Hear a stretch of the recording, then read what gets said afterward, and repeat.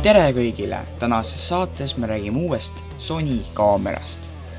Enne sügist tuleb müügile Sony uue põlvkonna kaamera Alpha 7R4, lühemalt A7R4.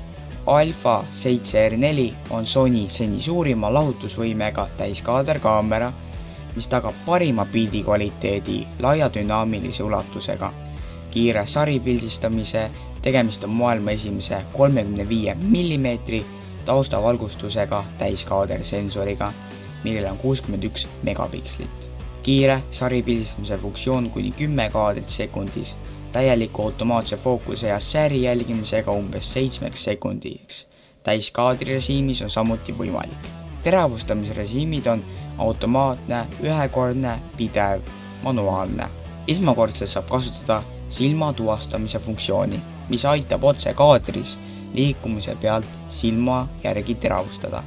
Kaamera salvestab 4K kvaliteedis videoid professionaalsel tasemel, nii et iga pildipunkt salvestatakse ilma pildi infot rühmitamata Super 35 mm režiimis.